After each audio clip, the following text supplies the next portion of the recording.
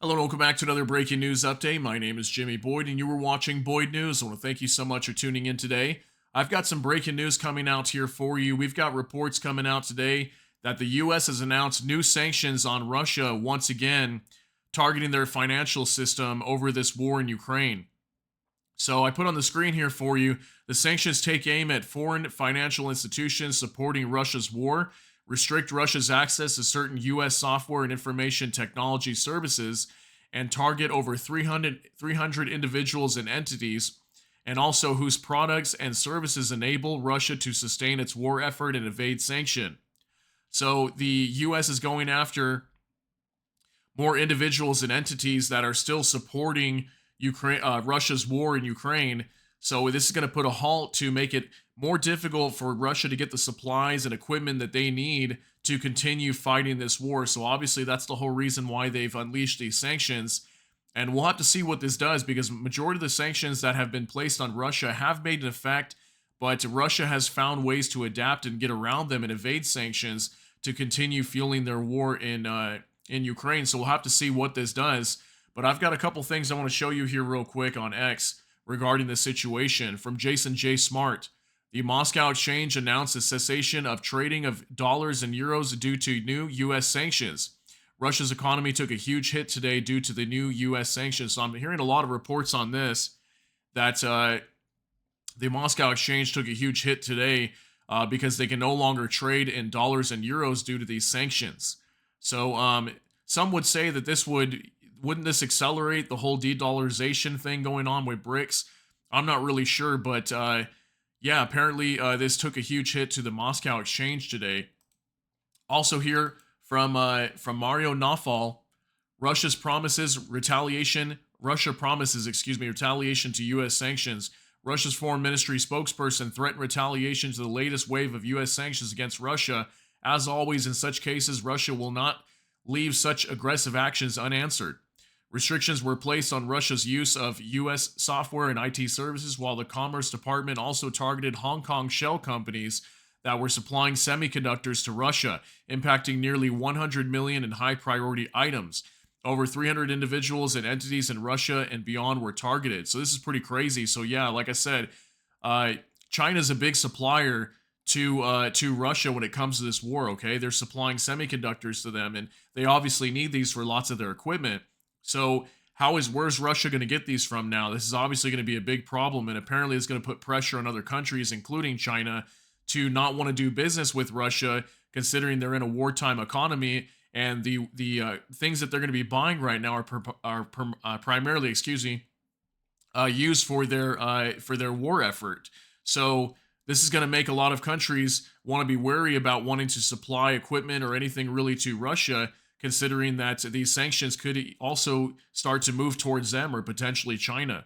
So very big news here, guys, and I want to talk some more about this. I've also got an article pulled up here that we're going to be going over. So let's go ahead and take a look at this as well. This is on CNN Politics. Biden administration announces new sanctions against Russia ahead of G7 summit. So this article just came out today. It's going to give us some more information about these sanctions and what they'll be targeting and how they'll kind of work to put pressure on Russia for this war in Ukraine. President Joe Biden will arrive at the G7 summit in Italy with over 300 new sanctions aimed at further isolating and financially weakening Russia. The measures are guided by G7 commitments to intensify the pressure on Russia, according to the U.S. Department of Treasury, and they mark the latest move to limit the Kremlin's revenues and hamper Moscow's ability to source materials for its war in Ukraine. The sanctions also take aim at foreign financial institutions supporting Russia's war, restrict Russia's access to certain U.S. software and information technologies, and target over 300 individuals and entities whose products and services enable Russia to sustain its war effort and evade sanction, the department said. The U.S. and its Western allies have levied a series of sanctions against Russia in recent years, but the country has adapted to them. Russian President Vladimir Putin has taken to gloating about Russia's resistance to international sanctions, which take time to have an effect. Today's actions strike at the remaining avenues for international materials and equipment, including their reliance on critical supplies from third countries. We are increasing the risk for financial institutions dealing with Russia's war economy and eliminating paths for evasion. and diminishing Russia's ability to benefit from access to foreign technology, equipment, software, and IT services. Treasury Secretary Janet Yellen said in a statement. So, very big hit. So this is going to be very difficult for Russia to get around this. We'll see if they find a way to do it. Among the actions is a step that will authorize Treasury to impose sanctions on foreign financial institutions aiding Russia's military industrial base. The move threatens sanctions on any financial institution that does business with any previously sanctioned individual or entity, including Sberbank and VTB Bank. So look at that. Just like I said here, the move threatens sanctions on any financial institution that does business with any previously sanctioned individual or entity. So it could threaten sanctions on any other bank that chooses to do business with any of these current individuals or entities that have been currently sanctioned right now. So, wow, this is going to be a huge hit to Russia here. Russia today has become a war economy, and while Russia is working to build the weapons from tanks to missiles to aircraft they need, fundamentally they can't build them alone. They need parts and goods from other countries and from companies and individuals that are not in Russia, a senior Treasury official said Wednesday. And today's actions of expanding our secondary sanctions regime will make it harder and more difficult for Russia to get access to those goods that they need from third countries and from individuals and companies in those countries. Wednesday's tranche will also expand existing sanctions on the sale of semiconductors to Russia, broadening economic penalties to target countries using U.S. technologies to produce the much-needed computer chips. In particular, the measure will aim at China, which has managed to fill a significant portion of Russia's industrial base, circumventing sanctions already in place. So, yeah, this is going to be hard for Russia to get around this. I'm not sure where they'll move to next, but obviously, this could start leading towards sanctions on China for supplying them the equipment that they need to start building bombs and service their aircrafts, things like that. Anything that they need to fight this war is going to be heavily damaged here, and it's going to make it difficult for them to get the supplies they need. What we are doing today is going after goods that are not just U.S. origin, but U.S. branded, which means all goods that are produced using U.S. technology, tools, software, intellectual property, and going after entities in these third countries, preventing them from getting access to any of these goods, to sell any of these goods into Russia, Senior Commerce Department official told reporters Wednesday, estimating that the sanctions deployed Wednesday could impact nearly 100 million in high-priority items, including semiconductors. So, going to be more loss to the Russian economy as well.